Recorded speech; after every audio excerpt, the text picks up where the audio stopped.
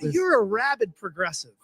And do you not think it's a problem that your political leanings make it seem to the American people that you're not biased and you're not doing your job? Because you agree that your job is to have journalistic integrity, right?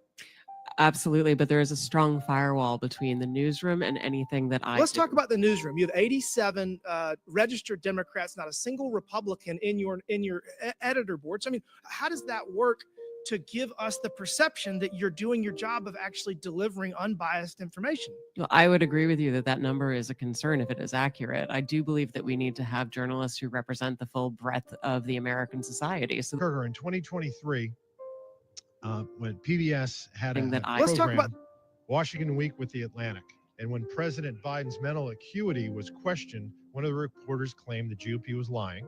Another reporter, Jeffrey Goldberg, who's been in the news of late, described Biden as, quote, mentally acute. Were you aware if there were any dissenting opinions on that program that day? I don't know from that day. No, there were not. But fortunately, there was a debate in, I believe, June of 2024, where the American people and the world found out just who was lying: the Democrats, Jeffrey Goldberg, and PBS. Miss Marr, I'm sure you're aware that Hunter Biden had a laptop. I am, sir. Yes. Okay. And there were many stories written about said laptop. Yes, sir. And in 2020, unfortunately, NPR's managing editor for news refused to cover the story, and he branded it a, quote, waste of time, not a real story, and a distraction. And instead, unfortunately, of NPR investigating, they ran a puff piece that led with experts say attack on Hunter Biden addiction deepens stigma for millions. It's unfortunate that NPR ignored the Hunter Biden laptop story, but y'all did talk quite a bit about the debunked Russia collusion. Do you know how many times NPR interviewed Adam Schiff about Congressman, I would love to say that we actually believe we made a mistake on the Hunter Biden laptop story. And I appreciate that. Thank you. How many times did y'all interview Adam Schiff about the Russian collusion? I'm sorry, I don't have that number. It was 25 times. You know how many times NPR interviewed Chairman of this committee, Oversight Committee, Jamie Comer, about the Biden impeachment inquiry, the Hunter Biden tax evasion and illicit business dealings of the Biden family? I'm sorry, I don't know. I believe that's 0, so it's 25-0. Ms. Kerger, you're aware there's a political spectrum. It goes all the way from the far right to the far left and everywhere in between. Would it trouble you to hear that for 6 months, there was an analysis done on PBS's NewsHour from June to November of 2023, where they found that far right that term was used 162 times and far left was only used 6 times. Do you find that troubling? I don't know the study that you're referring to. And it's a 96 to 4% skew. You're also aware that you covered the GOP and Democratic national conventions in 2024? Yes, we did. Okay. Interestingly, 72% of the coverage of the GOP convention was negative. 88% of the Democratic convention was positive. Shouldn't be surprising when you have anchors like Amna Noat, who described the Republican rhetoric as, quote, outright racism and, quote, echoing white supremacy. Is NPR biased? Congressman, I have never seen any instance of political bias determining editorial decisions. No. Well, Mr.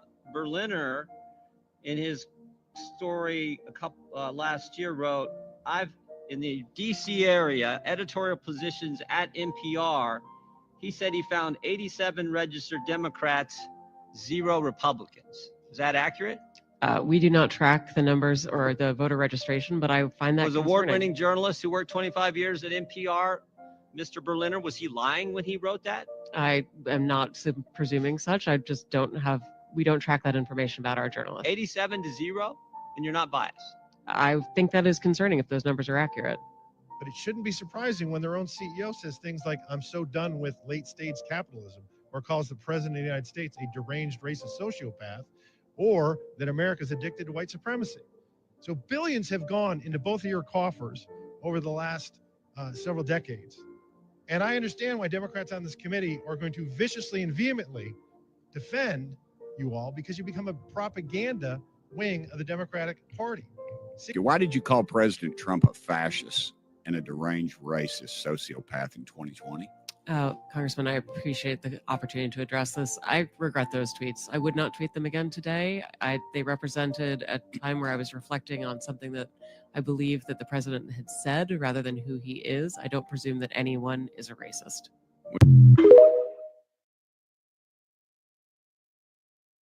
Oh, it happened. Well, it happened. What a way to end What the a week. way to end the week.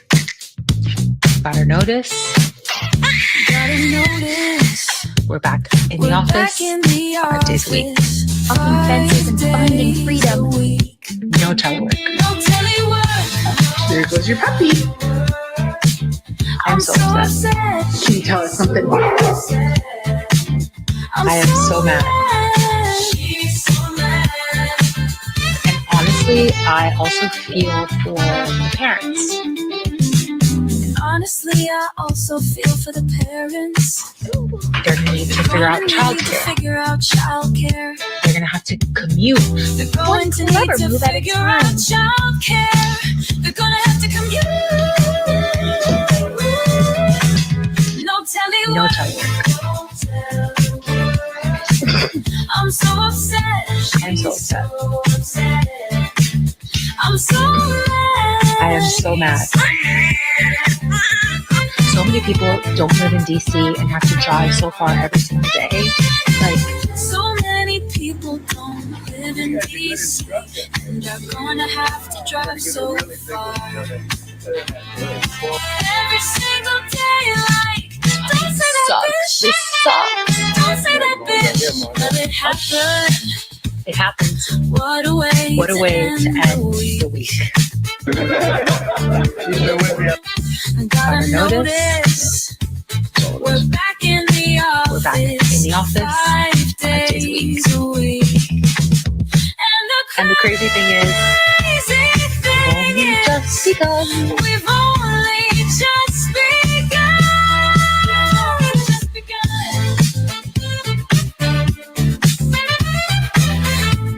This fucking sucks. This sucks. We're just getting started on all of this fuckery. No telework.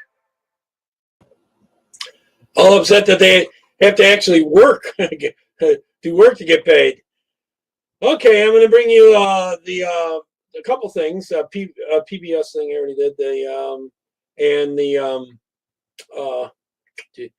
Francine's thing about what's going on in England. So I'll come up with that one first.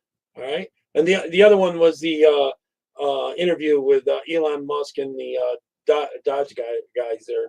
So here we go. This is stuff you don't get in America too much. This type of videos. I might have to fast forward this a little bit because there's usually an intro into these. A lot to talk about. There we go. But Jayda. yeah, just looking out for the comments to see who's in.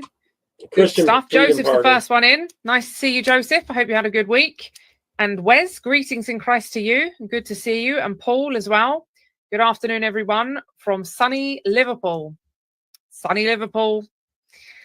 Sunny anywhere in the UK is good, isn't it? We don't get a lot of that. But it's good to see you in. Roger Madison from Central Florida's Space Coast, home of look, I reckon it's a bit warmer there. I reckon they're outdoing us in Florida. And it's nice to see you, Roger. And Motorbike Crusader, Ralph Raleigh as well. Good evening to you. And you can see and hear me all right, good. I got some stuff to show everybody. And I know we're probably waiting for a few more to come in. So I will hold fire. I just want to acknowledge, in case anyone is in and is wondering, but I'll wait for a few more to pop in because I'm sure they will. But I want to just say a heartfelt thank you to everyone who got behind the rebrand campaign, because earlier on in the week, we did it. And I'm very, very grateful for everybody's effort. It was a joint effort, a team effort, and it was incredible. But earlier in the week, I think it was on Jim's show on Monday, a very generous donation was made, and it took us to our target, which is fantastic, which means that we have progress. I have so much work to do. I don't know whether I'm coming or going.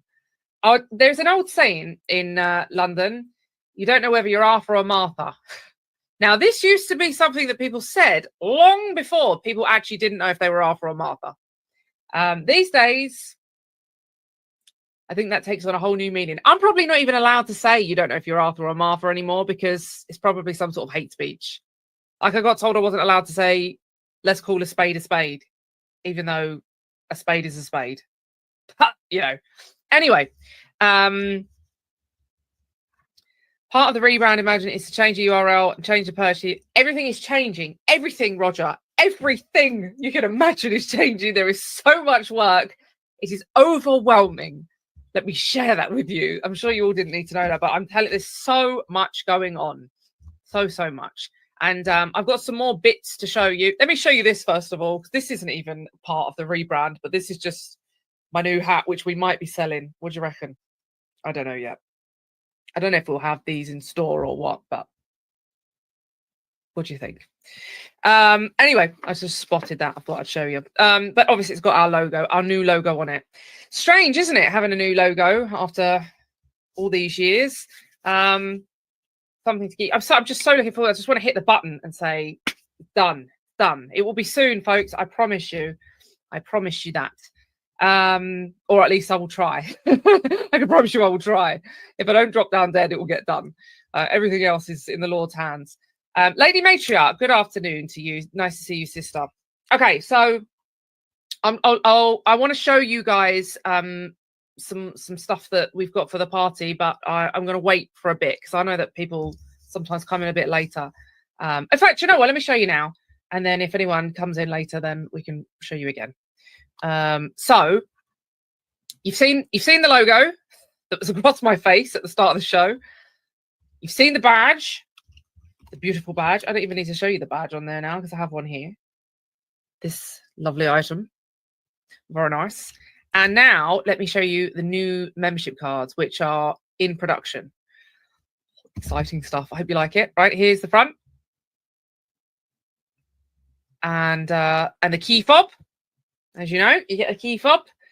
So we've got we've as you'll understand if you've had a membership card from us before, the key fob snaps off, which is why there's like a duplicate of information from one side and the other. So that's the front.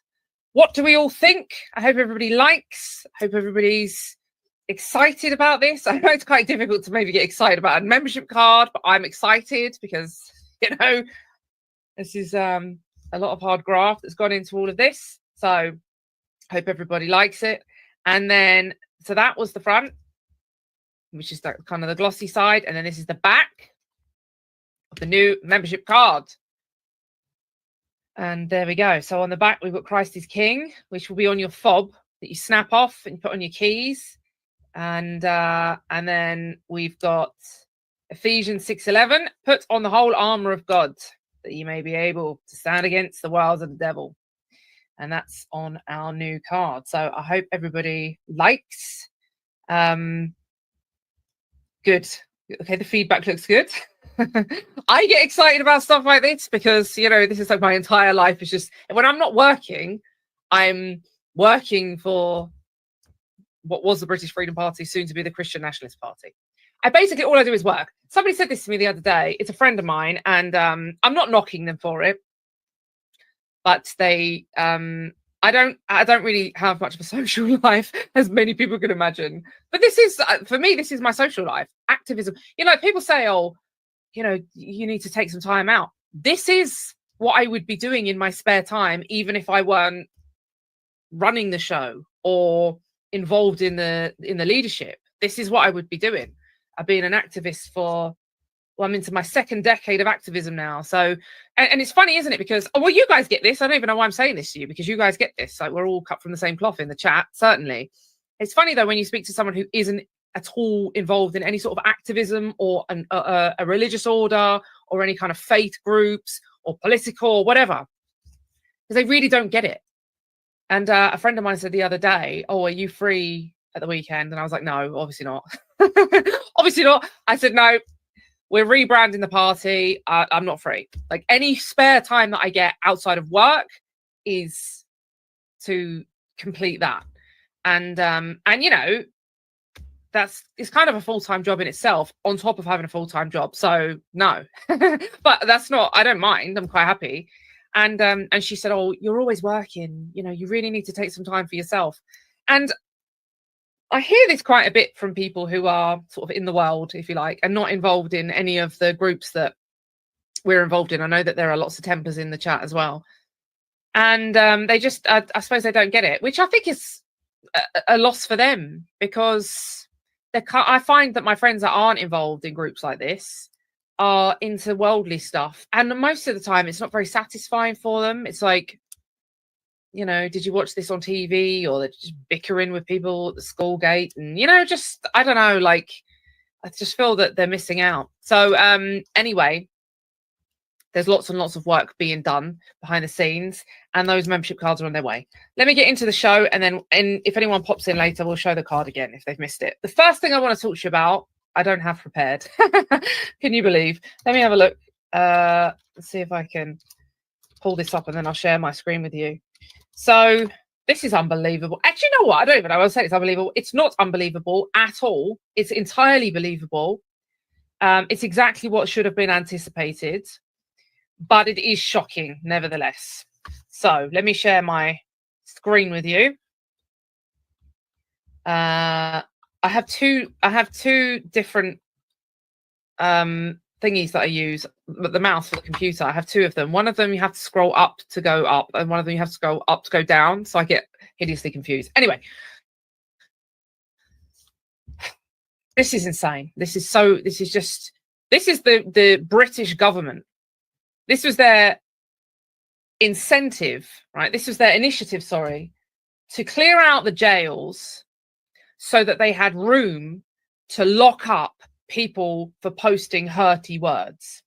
And I'll come back to it, but let me just, for anyone who doesn't live in the UK and maybe isn't aware of this, I expect that most of you are aware of the fact that we had riots last year to do with the Southport stabbing. So there was an Islamic terrorist who stabbed and killed 3 children and attempted to kill numerous other people. And the press and the government, the press being a branch of the government, basically the media being a branch of the establishment, covered up the facts of the case, which was that the guy was an Islamic terrorist, which we all knew, because, you know, we knew. And anyone who posted that information online was rounded up and put in jail. Now, look, I'm going to be fair here. I'm going to play devil's advocate, not the state or the police or whatever, but I'm going to play devil's advocate. There were some people that were jailed, and quite rightly. There were people that were rioting, and there was a guy that tried to set fire to a hotel that had migrants in it. Now, people might say, oh, well, they shouldn't be in our country. They shouldn't be in our country, but the government are picking them up in the channel and bringing them over into our country. And not only that, these are the people coming on the small boats. They're picking them up in the channel. They're bringing them to our country. They're putting them in hotels. Plus, they're giving 1.4 million visas to people to legally immigrate into our country, right? But the ones that are coming in illegally, yes, they are breaking the law, and I've got no time for them. They should be deported. In fact, I would go further than that. We should sink the boats. And I say that as a Christian, and people might be shocked at that. If we'd have sunk the first boat that attempted to cross the English Channel illegally, unlawfully, from France to smuggle illegal immigrants into our country, if we'd have done that from the get-go, they wouldn't have tried again. What we did instead, the establishment decided to go and meet them halfway, pick them up and ferry them across, put them in 5-star hotels, and actually produce literature telling these people what benefits they could get if they come to the United Kingdom. So I'm not defending these people. They're criminals. They're illegal immigrants. I don't want them in my country at all. But it's the government that's at fault here. Why are they enticing these people? Why are they picking these people up and ferrying them over? You know?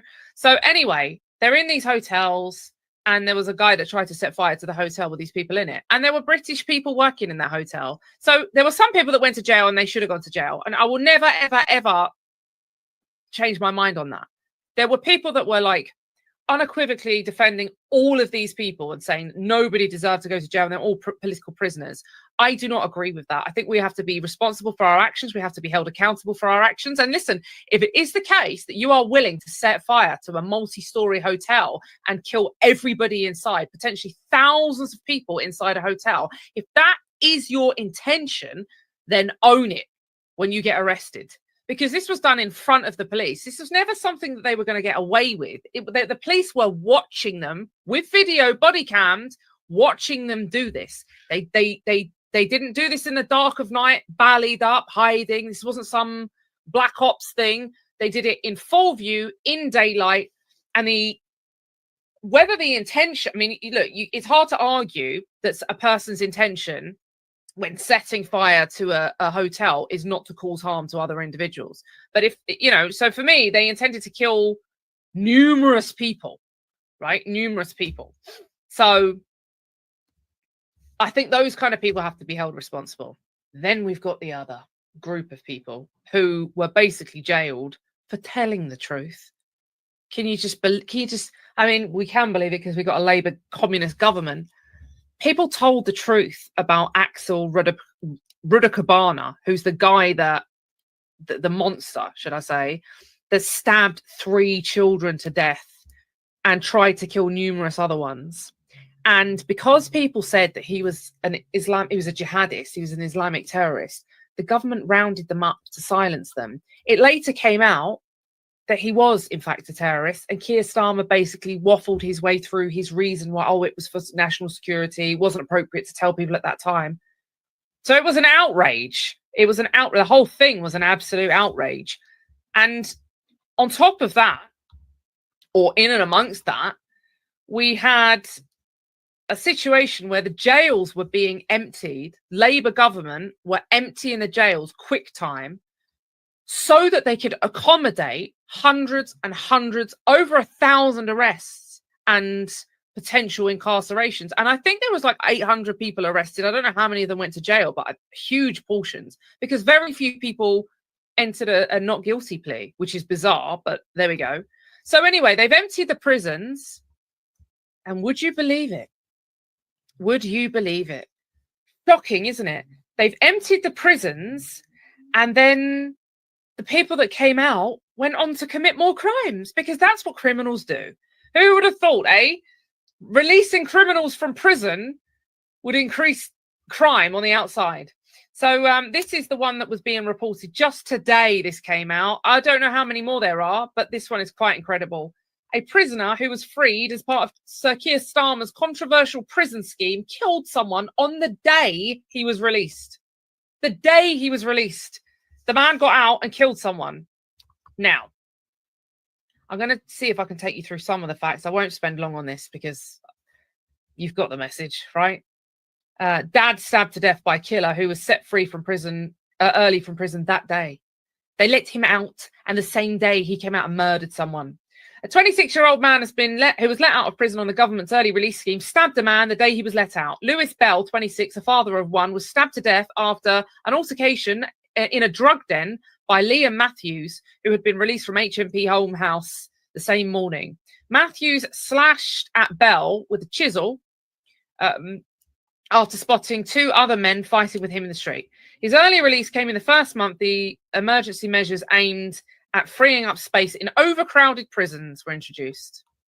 And they did that so that they could lock up people who were posting stuff online and telling the truth. He was convicted of manslaughter at Teesside Crown Court in Middlesbrough on Thursday. A Ministry of Justice spokesperson vowed to investigate the case fully, but said the government had been left with no choice but to introduce an emergency early release scheme. This is the guy that's died. That's Lewis Bell, father of one. There were 2 other accomplices as well. I am going to say something controversial here. I'm sure you're all shocked. I am going to say something controversial. I understand, not certain about this, but I understand that the man who was killed in a drug den where there had been altercation between criminals, druggies, drug dealers, drug takers, drug traffickers, and he had tried to rob people, and it was like a gang thing. And I'm just going to put this out here now, not advocating for anybody to do it specifically. I'm saying that the government, if I had my way, drug dealers would be executed. I'm sorry, not sorry. It's the only way to deal with the absolute epidemic that we've got in our country. You know, so many of the gangs in the UK, and I'm sure it's the same in the US and further afield, so many of the problems that we've got and the crime is related to drugs. And there should be no mercy shown. So look, I'm not saying that people should go out and kill drug dealers. I'm just saying I'm not sitting here shedding any tears that drug dealers are fighting each other and one of them's gone and one of them in jail. I'm not crying about that. Hugo's in. Good evening, brother. Nice to see you. Deus Volt. Good to see you. So there you go. That's the first thing I wanted to show you today. Crazy stuff.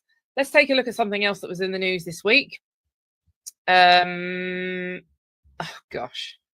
Well, this is kind of in line with our who would have thought it. Release criminals from prison early, they go and commit more crime. Who would have thought it? Well, here's another who would have thought it. Andrew Tate gets released from house arrest, is allowed to fly to the United States of America, spends a few days outside of his converted shed that he's got in Romania, where he's been under house arrest for several years because of he's alleged to have raped women, and he's admitted to doing a lot of this stuff. Rape women, human trafficking, pimping, all of that stuff. He's out for a few days, and in that few days, this happens. Take a look.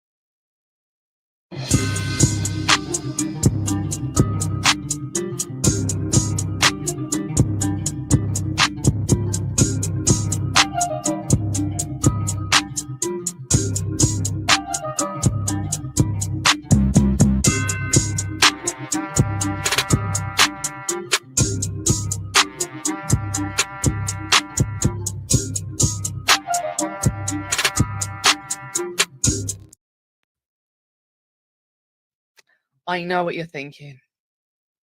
This is completely out of character for Andrew Tate to assault, allegedly sexually assault a woman. Who'd have thought it, eh? Who'd have thought it? But such has been the case. Let me pull up. And look, there are people out there that simp for this guy. And frankly, I don't understand how much more evidence they need. I don't understand how much more evidence they need to just decide that this guy's not a good egg. But let me show you the messages, right? So look, no one was in the bedroom. Nobody knows exactly what went down. But what Andrew Tate's girlfriend, now ex-girlfriend, I might add, alleges that in Los Angeles, they spent time together when he was in America. Prior to that, they had talked about getting married and living together. Well, not getting married. I don't think they said marriage, but living together and having kids and what have you. And then, so he comes to America and he says, obviously they spend time with each other and he tells her he loves her every day and all the rest of it. They spend some time together. They're in the bedroom. He strangles her. She asks him to get off. He doesn't stop. She nearly loses consciousness. She's got marks on her. He then becomes abusive and she's finally gone, you know what? I don't think this is a good guy. I think that all the years worth of footage that he's put out, I'm not knocking the girl, right? But all the years of footage that he himself has released online saying that he's a human trafficker, saying that he forces women into sex work, saying that he fleeces women for money, saying that he was a drug dealer and a pimp and a top G, maybe not a good egg. So then the messages come out. So let's take a look at the messages, shall we? I'm going to just try and read these without swearing. I'm going to try and do bleeps. All right. So he says, because I want to beat the F out of you, you will give me a child this year, you B. She says, why do you want to beat me? It's 12:30 a.m. I'm in the room. I sleep soon. He said, what's the point in having you? If I don't beat you and impregnate you, you should be thankful. You need to be hit. She says, why? I don't like it. What did I do? He said, you deserve it. I really love hitting you. It's very good for me. And you, it's relaxing, don't you think? And then she says, Pookie, no, I cry, which I'm assuming is a nickname for him. And he said, if you ever betray me, you will regret it. She said, okay, crazy. And he says, no, I am serious. And apparently his parting words when she left, because she left him, she took her stuff and left. Don't know if he thought it was the last time he was going to see her, but his parting words were, you are my property. He told her that if she betrayed him, she would live to regret it. He said he was going to rape and kill her. His last words as she left were, "You are my property." And there was a little light bulb moment in the lady's head, and she decided that this is not a good man. And I'm not making light of the situation because, you know, we all find ourselves in situations where somehow we've kind of got rose-tinted glasses on or what have you.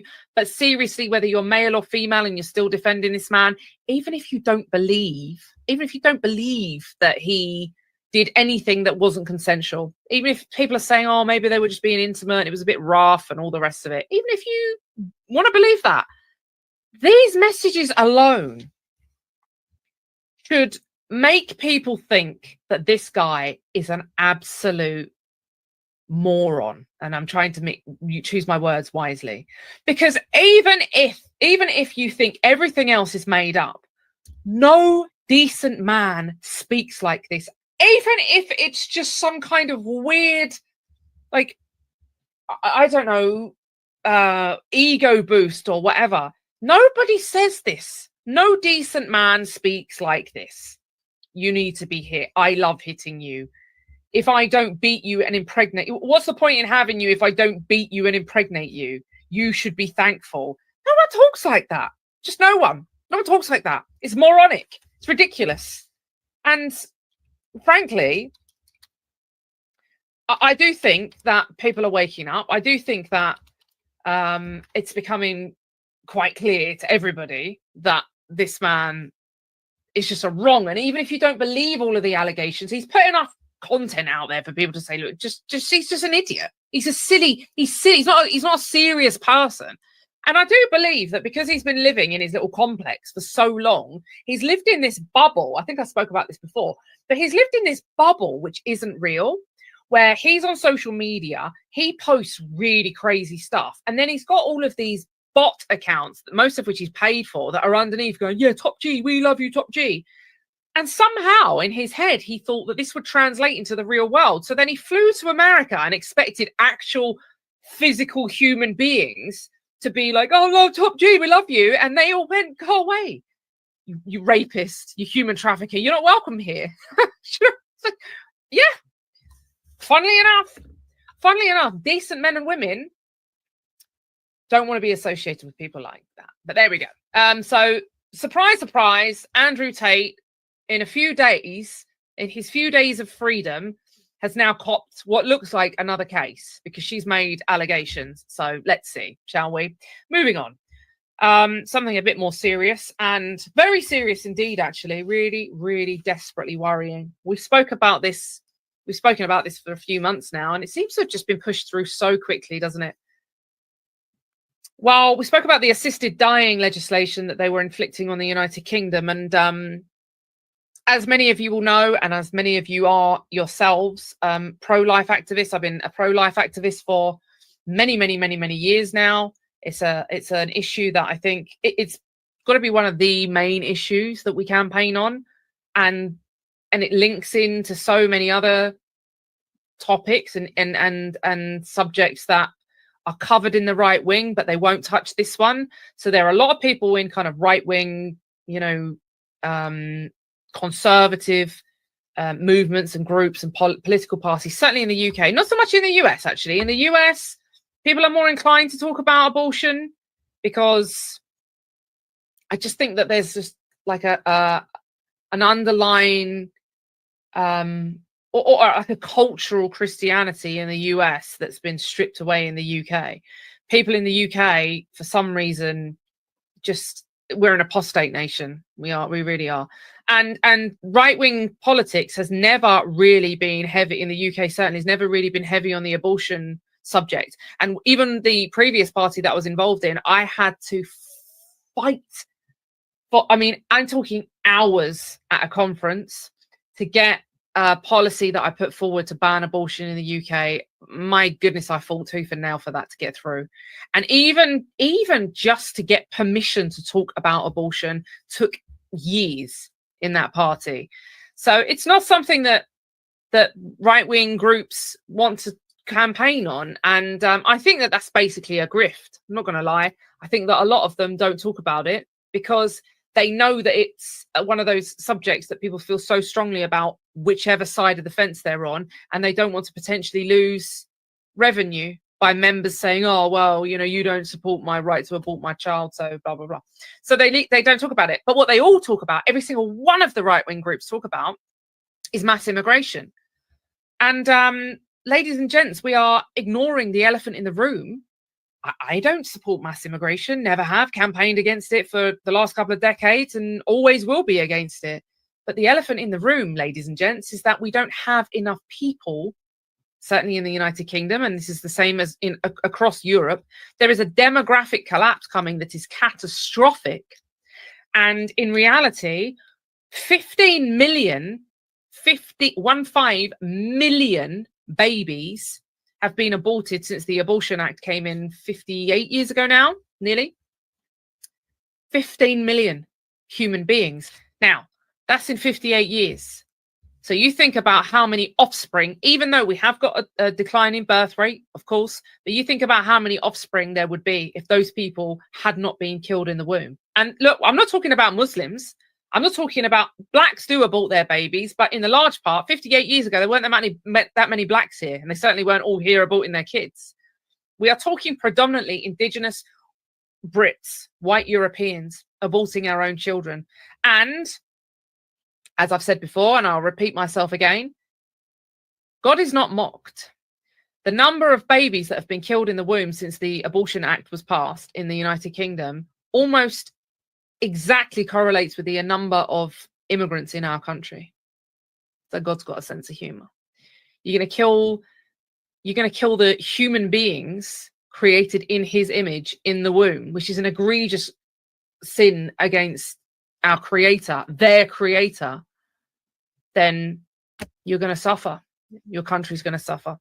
And those figures are amplified massively when you look at America, of course, because the abortion rate is vastly higher in America, but so is the population. But to put it into context for our American brothers and sisters, 15 million babies, we've got a population of 70 million, and 15 million of them are immigrants now. It's almost exactly the number. So anyway, we've never shied away from this subject. We've never shied away, and we've forced it into people's faces that you cannot be a nationalist and be pro-abortion. You cannot claim to be anti-immigration, right? And against the great replacement of the white race in Europe and all of this chat that I hear, and support abortion. You're killing your own people. You're genociding your own people. This doesn't work. It just doesn't. It's a contradiction. It's an absolute contradiction. And look, pro-life is pro-life. I support the death penalty because the Bible supports the death penalty for certain crimes in specific cases. I am not saying that there aren't occasions where lives have to be taken or lost. I'm not saying that. What I'm saying is there are very, very limited circumstances in which that's acceptable. And let me tell you the two that absolutely are not covered in the Bible. One of them is a tiny, defenseless human being in the womb. And the second is a bigger, yet still vulnerable person who has been convinced that the best thing for them to do is end their life. And that's what we're dealing with in the UK, or in the first place in the British Isles to have approved this is the Isle of Man. And this is the Assisted Dying Bill. And remember, we said they've normalized killing tiny babies. It's only a matter of time before they normalize killing full-size human beings, whether those are children, whether they're teenagers, whether they're old age pensioners. They're going to do it. And lo and behold, they've done it. And they rushed this legislation through. And the UK government have been cheerleading for this. People's right. I mean, look, I'm not belittling anyone suffering here. I understand that there are people that are suffering in the world. And I understand that, you know, everybody has to die. We can't prevent that. It's the only certainty in the world but two certainties. God is a certainty and death is a certainty for everyone who's living. Physical death, not spiritual. But this is going to be abused. And this is our main bone of contention with this issue, is that this is going to be abused. We know it's going to be abused. There will be people who are vulnerable. There already are people who are vulnerable in other parts of the world, in Europe, who are taking their life because they're being encouraged to do so. Even in Canada, our brothers and sisters in Canada are being told. In fact, remember I showed you an article about an Olympian. I think she was an Olympian, and she was wheelchair bound and had asked for a ramp to be put in her. Listen, I'm not joking. This is serious. Let me see if I've still got this here. I think there's some 50,000 or more up in Canada that have done it, and they're trying to talk kids into it. Sort of like they're doing the trans thing. They get them on the phone away from their parents, and the parents have no right to stop it once the kids have decided to do that. And they'll come do it rather quickly. And they'll just do them because someone's picking on them. They actually help them with the suicides. It's that ridiculous. Anyone's going to think I'm just making this up. I don't think I've got it. I promise you, we looked at this earlier, and you might have forgotten. We looked at this a few months ago. This woman requested some aid for her wheelchair and what have you, and they came back and offered her assisted suicide. It's evil beyond comprehension, and it's going to be abused.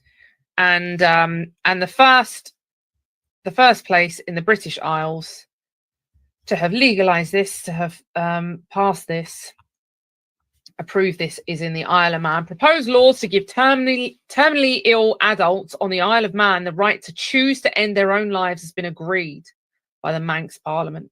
It means the bill can now be sent for royal assent. It's the first parliament in the British Isles to take this step. Under the provisions of the Assisted Dying Bill 2023, adults with prognosis of 12 months or less to live would be given the right to choose to die. Those eligible would have to be over the age of 18 and have lived on the island for 5 years. The royal assent process is where the monarch formally approves a bill passed by Parliament to become law. So at the moment, it's over 18. At the moment, the prognosis is 12 months or less. I'm going to say something now. I'm sure he's not going to mind. He's not here, so he can't say otherwise, but I'm sure he won't mind. Gosh, at the end of 2023, beginning of last year, Jim Dawson, who is a presenter for the British Freedom Party, Christian Nationalist Party, and the Templar Order, was given a prognosis of a few months. He was told at the end of the year, or start of the following year, start of 2024, that he would be dead by Easter. And I'm sure all of you remember, we were all very shocked and very saddened by the news. And it was, I'm sure, a massive shock for him and his family. And here he is. Praise God. Here he is. And last year he celebrated a milestone birthday, which was not 40 or 21. We'll just leave it there. He would have been eligible. If he lived in the Isle of Man, he'd be eligible. And I'm sure they'd encourage this. So it's a slippery slope, and it's starting. And let me tell you, it's the same thing with all of these ungodly, unchristian, anti-Christ agendas. It's always the same pattern. You can say the same thing about abortion. Abortion started, absolutely necessary, very limited circumstances that it was available. Now, fast forward 50 odd years, what have we got? Abortion up to the point of birth. I was explaining this to a friend of mine just the other day. Abortion up to the point of birth, if the child is suspected, the fully formed child is suspected of having Down syndrome, having a cleft lip, which I can't think of. Joaquin Phoenix, who's an actor, he had one of them, I think. loads of people. I mean, literally, it's minor corrective surgery that is done to babies. You don't have to wait. They have to live with this condition for years and years. Minor corrective surgery is done to babies to fix that. Or a club foot, which, again, give you an example of someone who was born with a club foot. Steven Gerrard, who's one of the most famous footballers in the United Kingdom, and very, very, very wealthy because of it, managed to become a superstar footballer, having been born with a club foot. And these qualify, the government say, these qualify babies in the womb for termination, which means murder. So we went from very limited circumstances, absolutely only when necessary to save the life of the mother, But to crazy. Like, he had one hand on the you can kill them in the womb, right up until the point. I mean, look, most of you in the chat are going to be mothers and fathers. Certainly, if you're not, maybe uncles and aunts, grandparents, maybe even some of you. But, you know, if you haven't got kids of your own, uncles and aunts. I've got 9 godchildren. We've all seen a newborn baby, I would say. The majority of us, making assumptions here, but I'd say the vast majority of us have seen a newborn baby, have held a newborn baby. 5 minutes before that baby was born, 5 minutes before, 2 minutes before that baby was born, the UK government says you are allowed to have that baby killed. And the baby is torn to pieces in the womb to ensure that that happens. That's the slippery slope of abortion in the UK. Another example of a slippery slope when you've got an antichrist agenda, the LGBTQPZ+. What did that start out as? It started out as, let's decriminalize homosexuality and sodomy. Let's decriminalize them because they were criminal offenses and they ought to be. Let's decriminalize them. And then the next thing was, let's start to try and normalize this. You know, love is love. It's everyone's own business. What people do in their bedroom is down to them. We shouldn't really be getting involved. Let's allow that. Then it was, gay people should be allowed to get married. We should be allowed to get married, and now you guys have to perform those wedding ceremonies in your churches, even though it directly contradicts God's infallible, inspired, and inerrant word that homosexuality is an abomination. Says that in the scriptures. Says it in the Old Testament. Lots of people say, "Oh, it's in the Old Testament. It's not relevant." Who wrote the Old Testament? Who is the inspired? Who gave the inspiration for the Old Testament? Where did those words come from? Who was the divine knowledge coming from? Coming from God. God, the triune God. God the Father, God the Son, God the Holy Spirit. All three of whom, 3 persons of the Trinity, existed at the time and before creation. So for anyone saying, oh, it doesn't apply to Christianity, it only applies in the Old Testament, it still applies. It still applies as an abomination. So they said you got to perform the wedding ceremonies in your churches.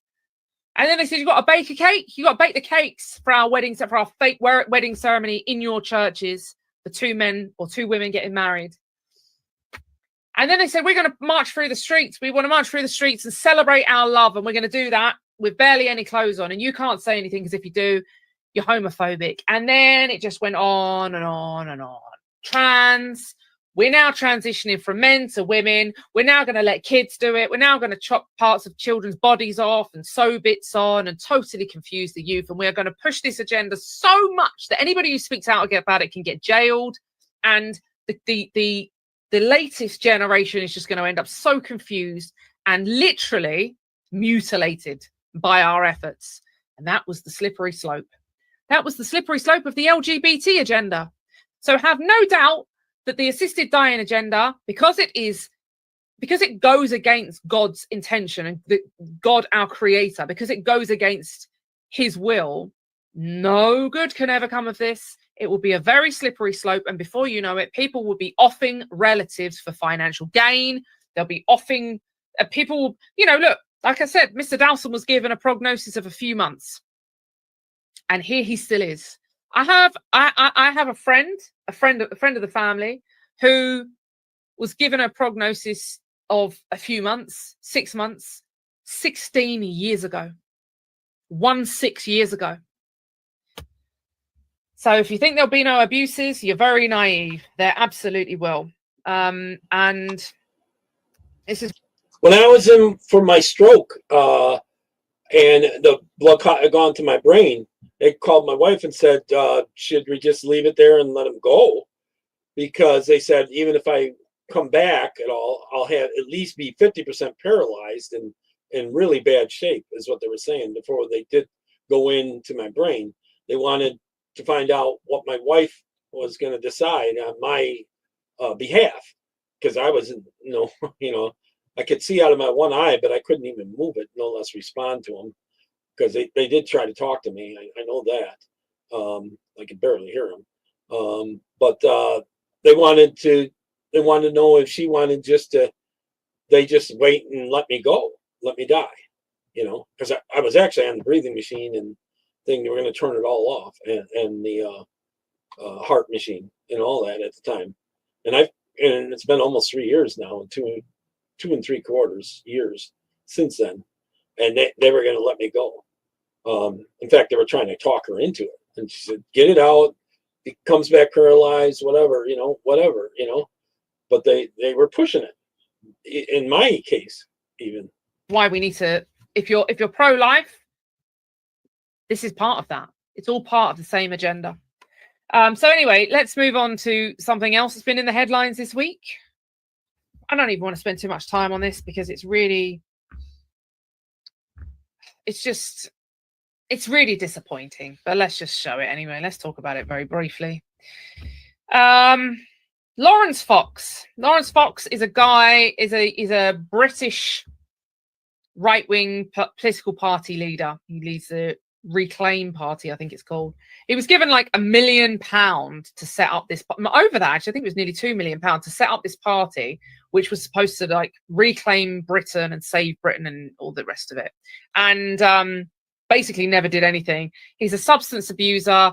I have always been certain he's a homosexual, though he claims he's not. It's because he's getting married to some woman now. He says I saw him on a video the other day talking about the fact that he's marrying a black woman and how seemingly that means that he's not racist or whatever. Anyway, I want to talk about this, not for the obvious reasons, because a lot of people are jumping on a bandwagon here about this particular issue. Lawrence Fox has been charged this week with a sex offence after he allegedly shared an upskirting pitch of a TV star, Narinder Kaur. Now, let me just talk to you about this Narinder woman. Narinder is a horrible, nasty piece of work. She really is. She is bitter and twisted. She is racist. She's so anti-white. She's just awful. She's just awful. She really is awful. The stuff that she posts online is just hideous. I've had a few spats with her online. I'm sure many of you have seen her content. She's just a nasty, nasty piece of work. One of those ones. We've got them in all our countries, unfortunately. It is not difficult to expose Narinder Kaur's vile character by just using the content that she herself has provided all of us. The woman has said such terribly racist and just awful stuff. There was no need for Lawrence Fox to do what he did. And I will stand by this. Everyone is jumping on the bandwagon and saying, this is disgusting. Lawrence Fox did nothing wrong. I'm going to be the one that goes against the trend because I'm not a follower. And I'm not even trying to be a leader by saying this. I'm just saying wrong is wrong. There was a picture taken about 15 years ago by a paparazzi of Narinder in a cab in a short dress, and she had no underwear on. And they papped her. And they papped her at an angle where they papped her private parts, right? They got a picture of her in this dress and her privates were showing because she wasn't wearing any knickers. We call them in the UK. I don't think you do in the US, but underwear, right? It's not the way that I would conduct myself, but the papers should never, ever have published those images. And I stand by that. I don't care how vile the woman is. They should never have published those images. 15 years ago, they did, and they were doing the rounds. And then the law changed in this country, and the law was implemented that made upskirting, which is taking a photograph up or, exposing someone, taking a photo of people's privates up their skirt. became a criminal offence. And there were other parts of legislation that came off of that, the Sexual Offences Act 2023, I believe it is, of which Section 66A is what Lawrence Fox is accused of. And it's basically to do with sharing an image of someone's genitals with the intention or the recklessness that it may cause them humiliation.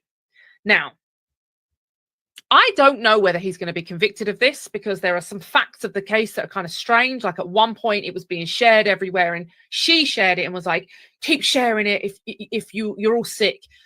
And again, I'm not even, the woman isn't a nice woman, but I'm sure she was mortified, and this was unnecessary. This is perverted. This is degenerate. This is not how a conservative conducts themselves. And I will take that to my grave. I will never defend someone who does something like this. People online are saying he just shared something that was already in the public domain. He shouldn't have shared it. This is supposed to be a conservative leader, a spokesman for the conservative right wing. He's a substance abuser. We've seen him. This is the guy that crashed into a bus and he was drunk and he was slurring, and this guy is a degenerate. Plus, he's been attacking Christianity on social media, which I don't care for. But, you know, that's not my vendetta here. I genuinely, truly believe that if we don't hold our people, and John Kopasaki said this the other week, if we don't hold our people to the same standards that we expect of our opposition, then we are hypocrites. And let's face it, if someone from the opposition, the Democrats or the commies, did something like this, we would be condemning them. But because it's Lawrence Fox and the right wing has been in the United Kingdom has been bastardized to believe that degeneracy is acceptable, I don't care if this woman is your arch enemy. Sharing a photograph that exposed her private parts is not on. It's not on. It's not manly. It's immoral. And so, look, whether you agree with the section of the act and the fact that it comes under the Sexual Offences Act, because now the guy is looking at being, if he's convicted, he's looking at being put on a register for sex offences. This is serious, serious stuff. Now, I've spoken to some people about this, and, you know, should there be some other form of legislation that doesn't mean that he's a sex offender, you know, a sex offender alongside people that have abused kids or raped people? Is this a bit harsh? That's all a separate debate. My concern is the amount of people online who claim to be Christians, Christ is king in their bio, right-wing conservatives that are defending this man and saying he did nothing wrong. This is ridiculous. And furthermore, he apologized after he shared that photo. He shared this photo last year, I think the year before. And there was outrage, and she was mortified because it hadn't been shared. It had been taken down. When the law changed, the image was taken down off of all the press agency websites because you're no longer allowed to do that. Thank goodness. Right? This is a good thing. This is a good development. But it did the rounds. He grabbed it. He shared it. And he did so to humiliate her. And the worst thing about this is the last thing I'm going to say. The worst thing about this, for me, this is what disappoints me, is that he was arguing with this woman online, which personally, I believe is undignified.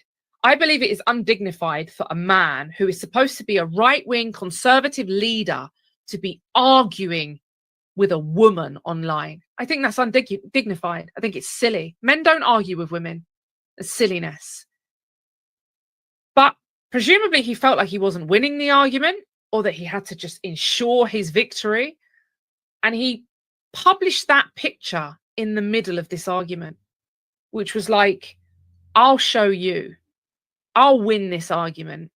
Not on merit, not because I can back up my beliefs, not because I am, you know, a diehard patriot and whatever I'm saying, I'll stand by till the death.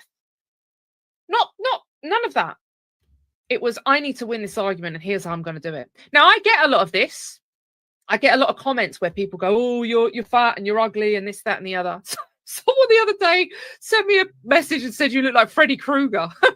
I put a video up. Somebody came on and said, you look like Freddy Krueger. I have a sense of humor, all right? I can laugh at this stuff. But I see where this is coming from. This is coming from weak men who can't argue on merit, so they do something nasty. And you know what that kind of turns into?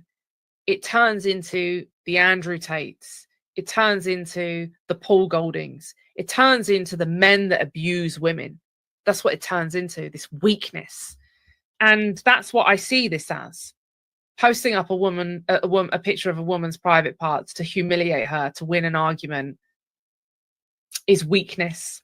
And we don't need any more weak men in the right-wing conservative movement, especially those who are going to now try and pretend to be Christians, because he's talking about God in his latest video, which is remarkable. Don't you find it strange? Russell Brand, they all do it.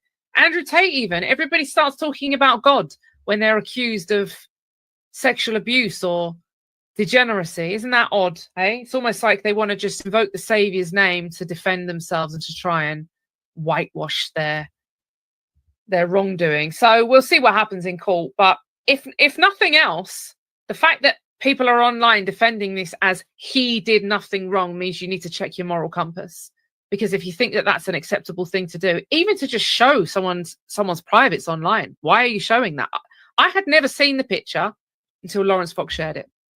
And that's the God's honest truth. I had never seen the image. He shared it, was the first time I saw it. Now, he's got 600,000 people that follow him online, millions and millions and millions of hits on his posts. How many people saw that as a result of him sharing it? Last time it was doing the round, I understand it was like 15 years ago. You know, let's just demand better from the people that are supposed to be representing our movement, because it is our movement.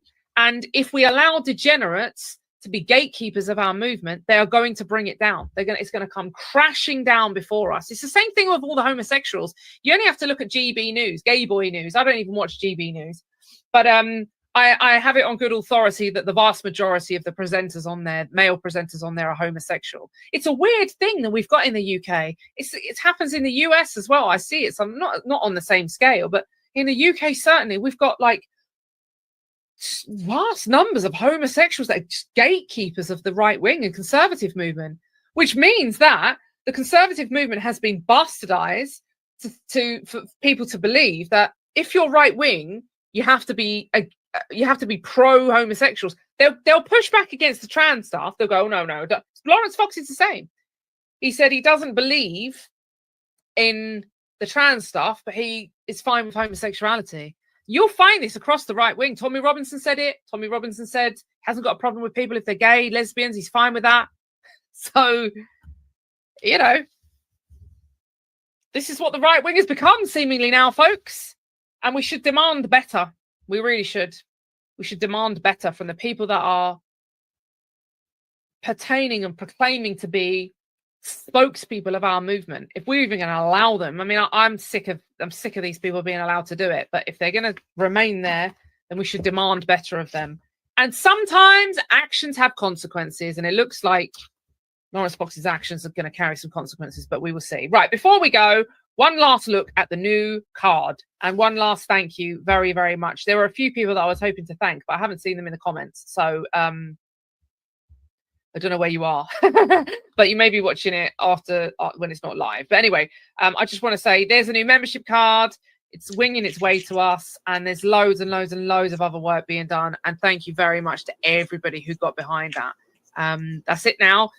Full speed ahead. As soon as we're ready, we will be launching. So it won't be long, I can tell you that much. But I've got some very, very busy evenings and weekends ahead. So wish me luck, everyone. And on that note, I'm going to love you and leave you. Thank you very much for tuning in. God bless you all. God willing, I'll be back with you next week. I wasn't on the Temper Report this week because I had car problems. I had to take my car to the garage and £500 worth of car repairs. But anyway, it's back on the road. We're good. And God willing, I'll be back with you on the Temper Report on Tuesday, and with the British Freedom Party or the Christian Nationalist Party on Friday. Jim's got a show on Monday, and I just saw the Templar sermon on Sunday is on euthanasia and abortion. Pretty rough. Turn or burn. Simple. Indeed. Listen, if there's anyone going to tackle the tough subjects, it's going to be us. So there you go. Everyone try and tune in for that. All right, guys. Take care. Have a lovely weekend. And yeah, it's pretty tough to get her on. I've asked her a few times, but she's just so busy. Many of the stars are basically. So, anyways, all right. This is the interview with the Dodge people and Elon Musk and them on Fox News. Is actually fairly good. Here's 30 minutes of it. Thanks for having us and Special report. doing this. I know there's a lot of interest in this. You know, first let me start with you, Elon. What are the budgetary savings goals, and how much do you think you've achieved so far? Our goal is to reduce the deficit by $1 trillion. So from a nominal deficit of $2 trillion to try to cut the deficit in half to $1 trillion, or looked at it in total federal spending to drop the federal spending from $7 trillion to $6 trillion. We want to reduce the spending by eliminating waste and fraud, reduce the spending by 15%, which seems really quite achievable. The government is not. Really, if it really was gone through with a fine-tooth comb, I bet you they could balance it, actually. Absolutely could. So there's a lot of spending even hidden underneath that in all small areas, and stuff that they could sell off that they don't even need. They own a lot of buildings they pay money on to maintain that they could sell off. They're not efficient, and there's a lot of waste and fraud. So we feel confident that a 15% reduction can be done without affecting any of the critical government services. I'm going to talk to all the guys. If not making it better. I'm going to talk to all the guys here about the specifics. But for you, what's the most astonishing thing you've found out in this process? The sheer amount of waste and fraud in the government. It is astonishing. It's mind-blowing. We routinely encounter wastes of $1 billion or more, casually. For example, like the simple survey that was literally 10-question survey that you could do with SurveyMonkey, cost you about $10,000. Was the government was being charged almost $1 billion for that. For just the survey? $1 billion for a simple online survey. Do you like the national park? And then there appeared to be no feedback loop for what would be done with that survey. So the survey would just go into nothing. It was like insane. You technically are a special government employee, and you're supposed to be 130 days. Are you going to continue past that, or do you think that's what you're going to do? Or? Well, I think we will have accomplished most of the work required to reduce the deficit by $1 trillion within that time frame. So in that time frame, 130 days, and the process is a report at some point at 100 days? Or? Not really a report. We are cutting the waste and fraud in real time. So every day that passes, our goal is to reduce the waste and fraud by $4 billion a day, every day, 7 days a week. And so far, we are succeeding. And I'm going to talk to the specifics, but there obviously are Doge critics who are reading all kinds of stuff. Obviously, lawmakers on the other side of the aisle are attacking you. And they characterize the approach as this: fire, ready, and then aim. And how do you approach that? How do you respond to that? Well, I do agree that we actually want to be careful in the cuts. So we want to measure twice, if not thrice, and cut once. Actually, that is our approach. They may characterize it as shooting from the hip, but it is anything but that. Which is not to say that we don't make mistakes. If we were to approach this with the standard of making no mistakes at all, that would be like saying someone in baseball has got to bat 1,000.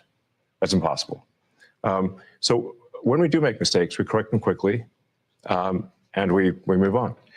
Some people say this shouldn't take a rocket scientist. Steve Davis, you are a rocket scientist. Used to be. Yeah, I know. And now essentially you're the chief operating officer of Doge, day-to-day operations. Fair to say? Yeah, part of the Doge team. So how did you end up here? What's the biggest challenge you see? The reason I'm here, which is probably for many, is that I think the goal is incredibly inspiring. I think most of the taxpayers in the country would agree that in order to have the country going bankrupt would be a very bad thing, and therefore the country going not bankrupt is a good thing. That all of us are willing to kind of put our lives on hold in order to do. I think the thing that's special right now is we actually believe there's a chance to succeed, that there's an administration that's supportive and a great cabinet and just a great group that will actually make success a possible outcome. And I think that's, given the inspiring mission and given the non-zero chance of success, it was worth doing. I'd just like to sort of reemphasize that point. The success of Doge is only possible with President Trump and with the outstanding cabinet that he selected. It would be impossible without the support of the president and the cabinet. But you're finding the money. I mean, it's big numbers, right? Yeah, like Elon said, the minimum impulse bid is often $1 billion. So for example, the $830 million, which was the online survey, that's an enormous amount of money that wouldn't have been found if the Doge team wasn't working with it, in that case, the Department of Interior. But then taking it one step further, Doge then publishes these things on our website for maximum transparency. So now the general public, it would have been impossible for the general public to have seen that. Now anyone can just log into doge.gov anytime and see these payments. As they're not yet in real time, they're close, but they'll probably be in real time within the next few weeks. But the process, it still involves Congress, right? At some level? We try to keep Congress as informed as possible, but the law does say that money needs to be spent correctly. It should not be spent fraudulently or wastefully. It's not contrary to Congress to avoid waste and fraud. It is consistent with the law and consistent with Congress. And we've seen actually great support, at least from the Republican side of the House, and occasionally some Democrats too. It's nice to see people cross the aisle once in a while. But usually when they attack Doge, they never attack any of the specifics. So they'll say what we're doing is somehow unconstitutional or legal or whatever. We're like, well, which line of the cost savings do you disagree with? And they can't point to any. And we list them all on doge.gov and the Doge handle on X. And you'll see just outrageous things, one outrageous thing after another. Joe Gabbia, besides Elon, you're one of several billionaires here, co-founder of Airbnb, and you wanted to help out. I bumped into Anthony and Elon probably back in February, and they told me something about a mine that was dealt with retirement, and they said they needed somebody to help out to fix retirement in the government. I love the challenge, so I jumped on board, and it turns out there is actually a mine in Pennsylvania that houses every paper document for the retirement process in the government. Now picture this. This giant cave has 22,000 filing cabinets stacked 10 high to house 400 million pieces of paper. It's a process that started in the 1950s and largely hasn't changed in the last 70 years.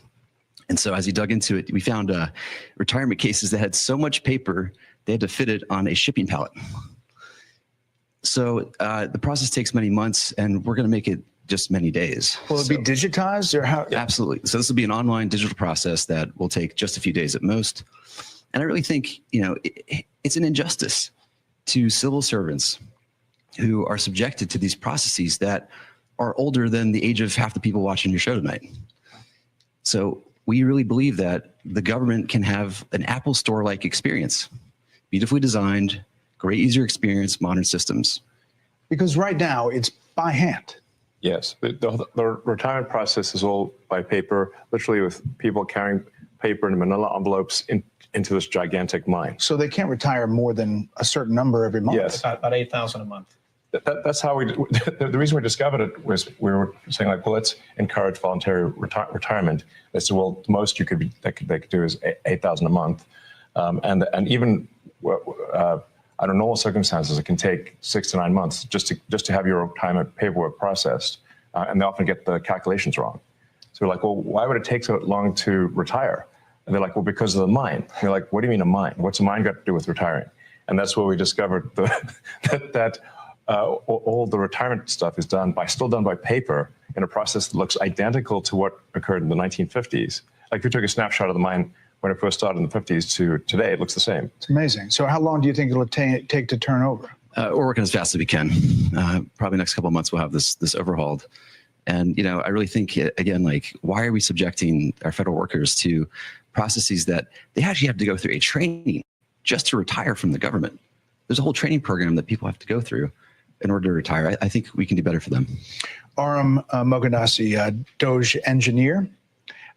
You go into these places, one of the more than a dozen engineers, first people to go into the agencies and view the computer data sets. Tell me what you're finding, and for people who don't understand how that process works, explain it for them. Yeah, I'll say the first thing that got me really excited about Doge was learning basically the state of government computers. By some estimates, government IT costs about $100 billion, and it's funding systems that are over 50 years old, in the case of something like Social Security or the IRS. So really critical systems are old. They cost a lot of money to maintain, and they can be, the efforts to improve them are often very delayed. So I thought I'm a software engineer that maybe could make a difference here, and that's really what inspired me at a high level.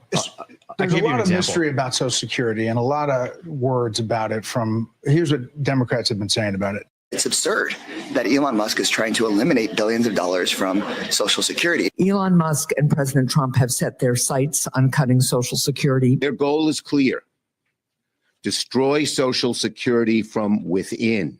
You're in the building. I mean, you're in the computers. What's happening there? What are you doing?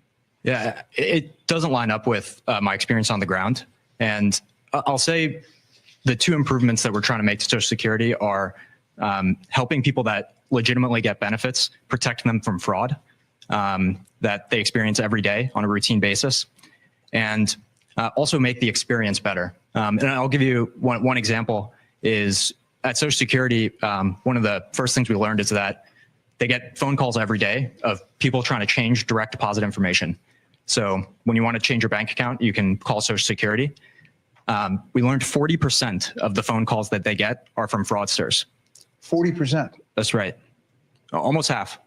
Yes, and they steal people's Social Security is what happens. Is they call in, they say, they claim to be a retiree, then they can the Social Security person on the phone to change where the money's flowing.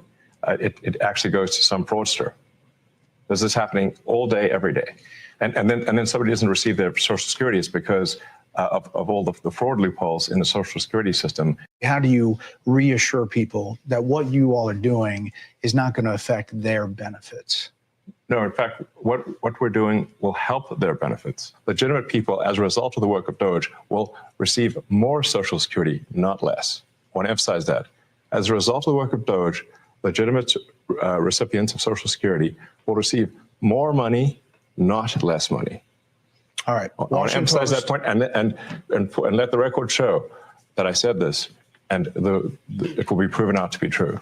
Let's check back on this in the future. So Washington Post, the Social Security Administration website crashed 4 times in 10 days this month because the servers were overloaded, blocking millions of retirees and disabled veterans from logging into their online accounts.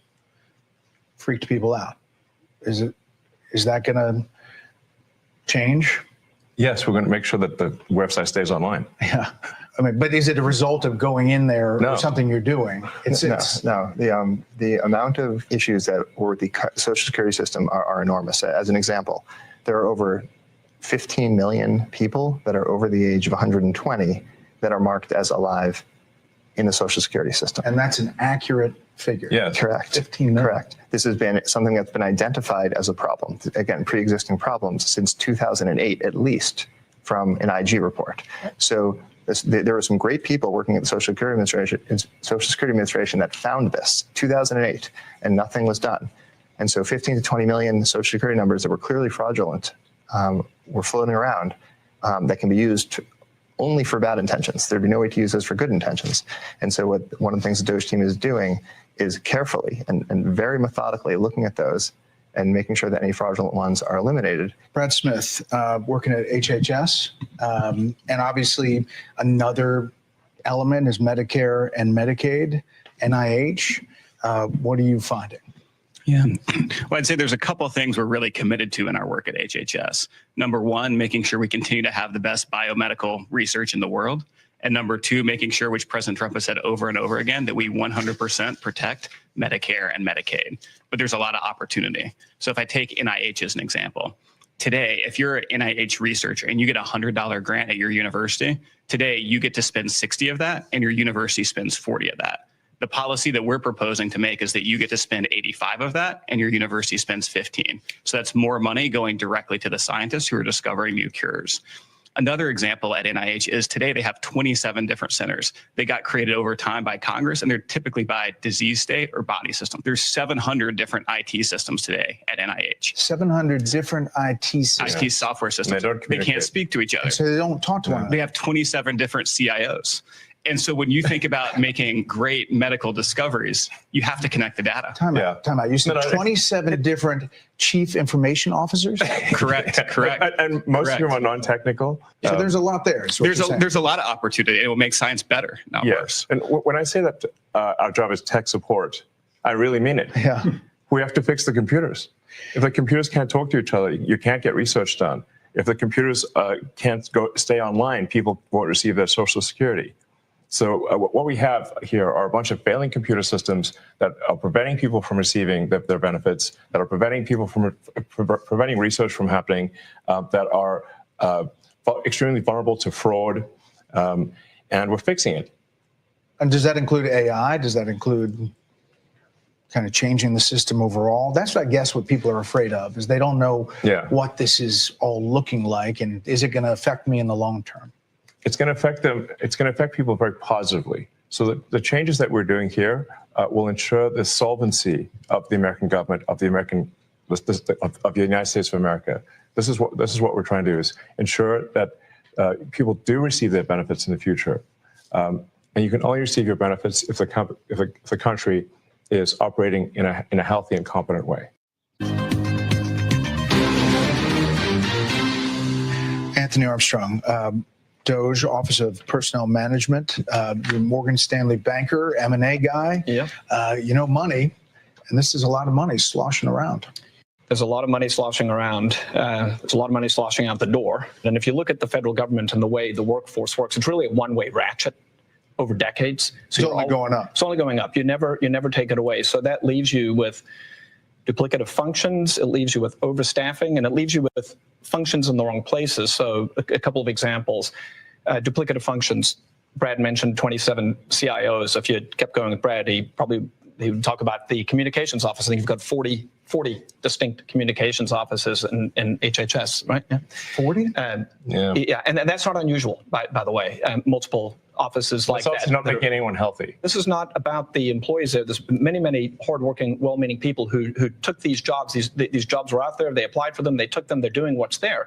It's just that they're duplicating the effort of 40 offices. So you've got that. You've got overstaffing. A good example of overstaffing would be the IRS has got 1,400 people who are dedicated to provisioning laptops and cell phones. So if you join the IRS, you get a laptop and a cell phone, you're provisioned. So if each of those IRS officers or employees provisioned 2 employees per day, you could provision the entire IRS in a little more than a month. So 12 times a year, it doesn't make any sense. Why would you have 1,400 people whose only job it is to give out a laptop and a phone? Right. The whole IRS could be handled once a month. So that doesn't make any sense. And President Trump's been very clear: it's scalpel, not hatchet, and that's the way it's getting done. And then once those decisions are made, there's a very heavy focus on being generous, being caring, being compassionate, and treating everyone with dignity and respect. And if you look at how people have started to leave the government, it is largely through voluntary means. There's voluntary early retirement, there's voluntary separation payments. We put in place deferred resignation, the 8-month severance program. So there's a very heavy bias towards programs that are long dated, that are generous, that allow people to exit and go and get a new job in the private sector. And you've heard a lot of news about rifts, about people getting fired. At this moment in time, less than 0.15, not 1.5, less than 0.15 of the federal workforce has actually been given a RIF notice. So they're selected if they're leaving. It is basically almost no one's gotten fired. That's what we're saying. Tom Krause, working at Treasury, you are having access to the payment system, oversees all the outgoing payments. Essentially, those payments were going places we didn't know where they were going, right? Yeah, unfortunately, that's the case, Brett. As an ex-CFO of a big public tech company, really what we're doing is we're applying public company standards to the federal government. And it is alarming how the financial operations and financial management is set up today. There is actually really only one bank account that's used to disperse all monies that go out of the federal government. Time out. One bank account. It's a big one. It's a big one. It's a big one. It's a big one. couple weeks ago it had $800 billion in it, but it's the Treasury general account.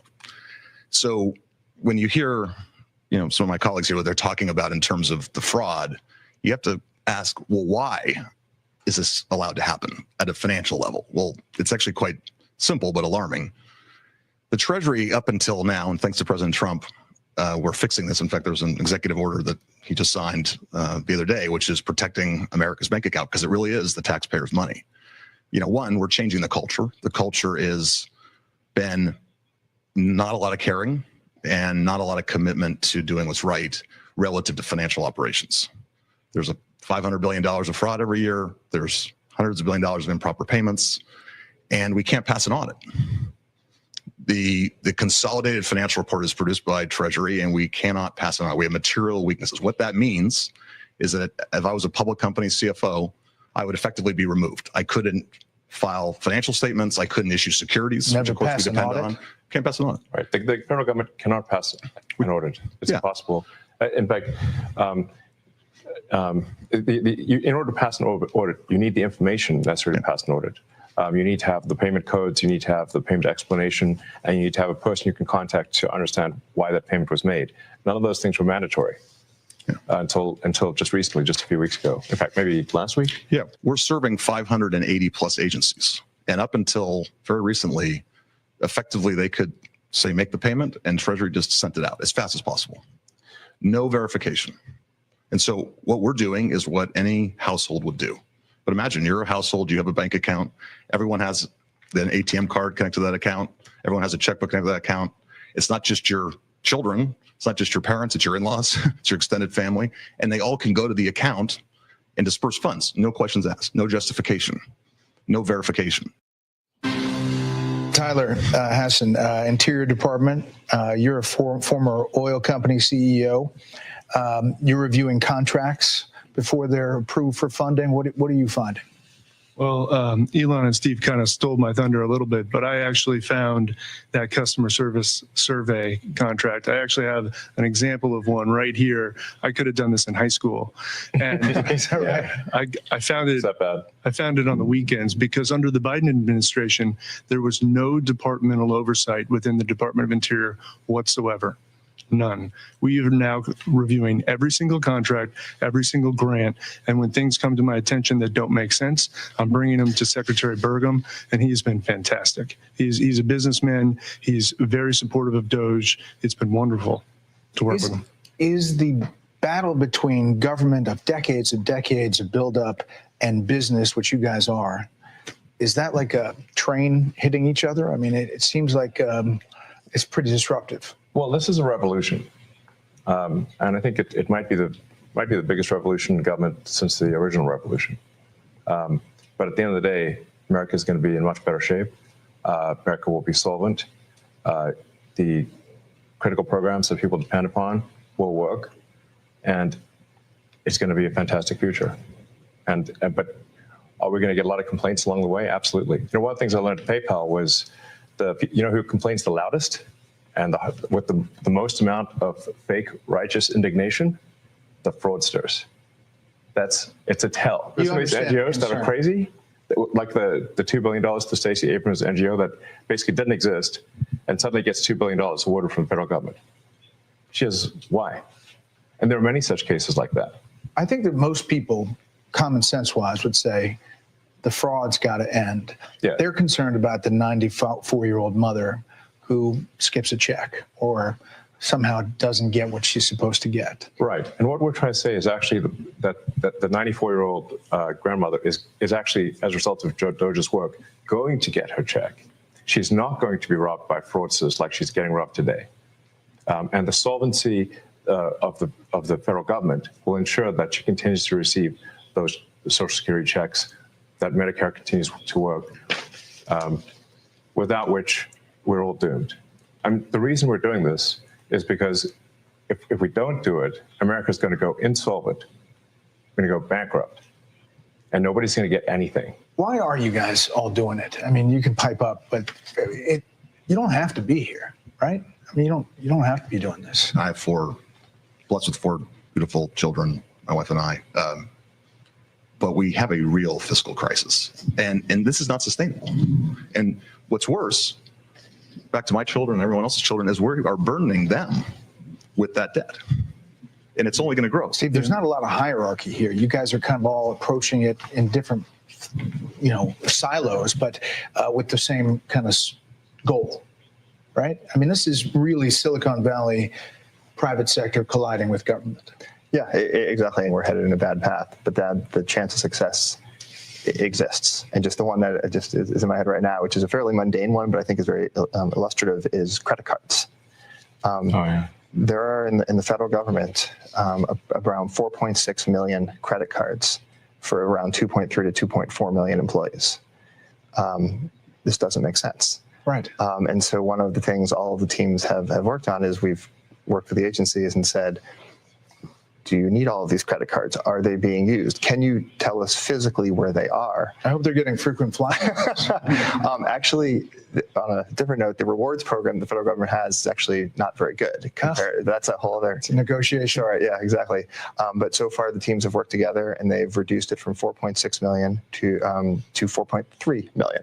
So we're taking it easy. But clearly there should not be, more. There should not be more credit cards than there are people. Yeah. Joe, middle-level employees, are they seeing a benefit to being empowered by taking out bureaucracy? I mean, absolutely. I mean, I think what you're seeing is taking the best of Silicon Valley and the business world and bringing it into the government. We're bringing the best practices and the best methodologies, and people are inspired. Right, especially on the retirement process, which I can speak to. They've been trying to modernize and get off of paper since early 2000s, very unsuccessfully. Every attempt has gone over budget and been canceled because it hasn't been successful. And so, I showed up and I feel like I'm here because it's an interesting problem.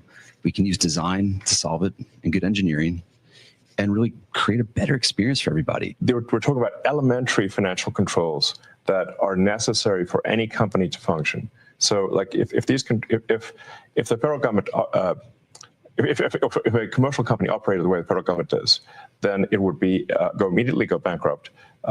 It would be delisted. The officers would be arrested. The changes we're putting in place will enable the federal government to pass an audit. It will enable taxpayers to know where the money is going and know that their hard-earned tax dollars are being spent well. But the ways that the government is defrauded is that the computer systems don't talk to each other. So if the computer systems don't talk to each other, then you can exploit that gap. And fraudsters exploit that gap, take advantage. If, for example, there were over $300 million of small business administration loans that has been given out to people under the age of 11. Well, actually, to add to it, it's 300 million under the age of 11 and over 300 million to over the age of 120. Definitely small business loans. Correct. Yes. The oldest American is 114. So it's safe to say if their age is 115 or above, they're fake. Or they should be in the Guinness Book of World Records. And we should not be giving out loans to babies. So the youngest recipient of a small business administration loan is a 9-month-old, which is a very, very precocious baby we're talking about here. So obviously it was just fraudulent. And they do terrible things. They actually will see that a kid's been born. They will steal that kid's social security number and then take out a loan and leave that kid with a bad credit rating. There was literally a baby. The terrible things are being done is what we're saying. And how we're stopping these terrible things. And you can stop it? I mean, we are stopping it. The reason this is happening is because the two systems are not talking to each other. Yes. Right. And so you don't know at the Small Business Administration that you're giving a loan to a 9-month-old, which happened in one case, because you're not cross-referencing that with the Social Security Administration data that has birth dates. So that very, very simple fix eliminates tremendous fraud. And that there are multiple systems across the government where the systems are not speaking with one another. And if you just solve that simple problem, you would solve a huge amount of fraud. So one of the ways that, like one of the key tricks that the fraudsters pull is that they will use the fact that someone is marked as live and as sort of just that social security number is marked as live in Social Security, and then get disability and unemployment insurance for a dead person. Because the databases don't talk to each other, all they got was from Social Security is like, is this person alive? Yes, they're not alive. It's falsely marked. Person is falsely marked as alive in Social Security, but they didn't. But that person, a fraudster can now get unemployment and disability from a dead person. This is happening all the time at scale. Are you surprised at some of the legal efforts and some of the judges that have weighed in? There's about 8 or 10 now of these cases that are at least temporary holds. They're being challenged by the DOJ. Right. Are you surprised by that pushback? Well, it's the DC Circuit is notorious for having a very far left bias, and when you look at the people close to some of these judges, where are they working? Oh, they're working at these NGOs. Oh, they're the ones getting this money. Does that seem like a system that lacks corruption? It sounds like corruption to me. Last thing, do you guys all see this as a patriotic duty? I mean, is that really what this is about? It's essential. Very much I do, 100%. I was running 5 businesses in Houston, and I left that. I left great people to do this, and my wonderful wife said, "Go for it," and here I am. But I feel like this is me giving back to the country. If we don't do this, we're sunk. The ship, unless this exercise is successful, the ship of America will sink. That's why we're doing it. Well, gentlemen, I really appreciate the time today, and hopefully it took some of the myth and mystery out of Doge and what's happening behind the scenes. Thank you. I thought they broke that down pretty good. A lot of those people collecting all that money, and that, like you said, 40% of them calling in are fake ones, calling in trying to get Social Security number or money, get transferred to a different account and all that electronically. And that I think they intentionally don't have the systems talking to each other because they want the fraud and easy to hide it and make it impossible to catch them, and that kind of stuff. So, anyways, let me throw that on the screen. In any case, all right, catch you all later. See you tomorrow, probably. All right, take care. God bless.